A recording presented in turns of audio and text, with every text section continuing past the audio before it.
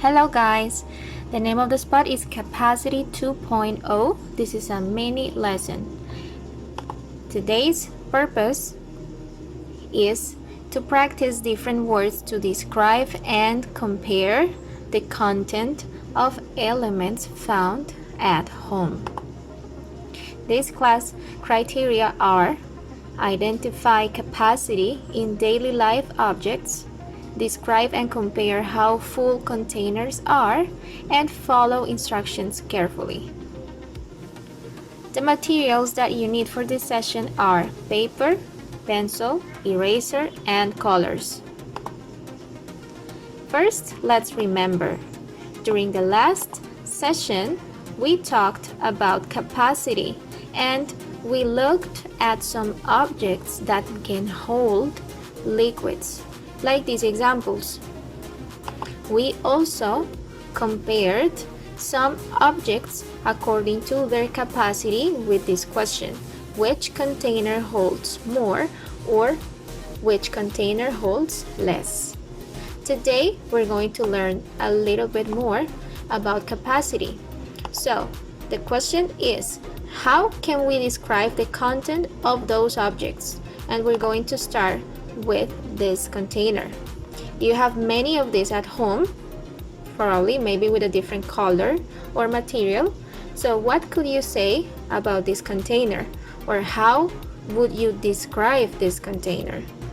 The first description is, this is a glass of cold water. But what if I want to know how full it is?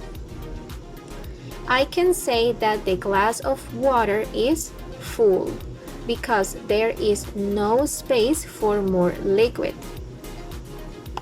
For our next example, we have this container. So, a quick description is that this is a spoon, but talking about capacity, I would ask how full it is. And the answer is, the spoon is empty. Empty because there is no liquid in this container. Next, we have this picture. This is a vase with flowers and water. But how full is it? You can say that the glass vase is half full or that the vase is half empty.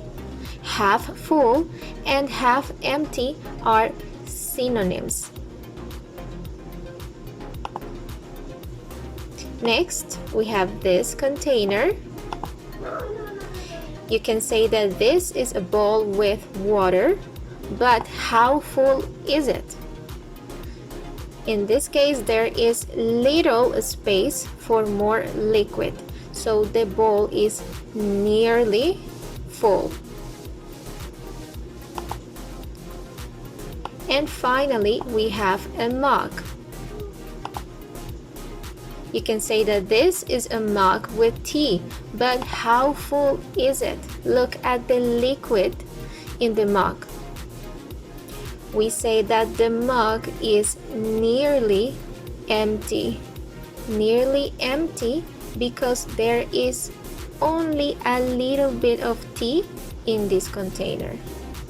So, let's go over these words to describe capacity.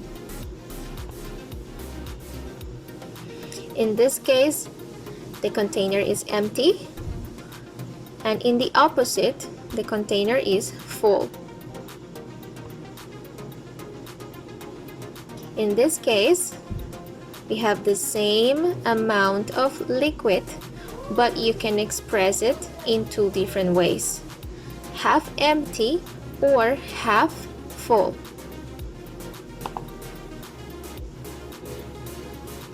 And finally, to describe this picture, this container is nearly empty, casi vacío, or nearly full, casi lleno. It's time for you to practice. So it says draw a line connecting the pictures with the correct capacity. Look at the containers and match with the correct word. And the solution is: the glass is nearly empty, this jar is half full, the vase is empty, the bucket is full, and this bottle is nearly full. What are the instructions for today's lesson? First, you need to watch this video 2 or 3 times to practice and learn the vocabulary about capacity. Take notes of the words to describe capacity and practice.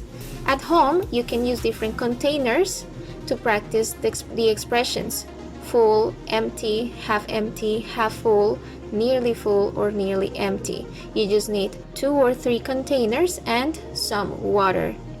If you have any questions, you can send me a message. I'll see you next time. Bye bye.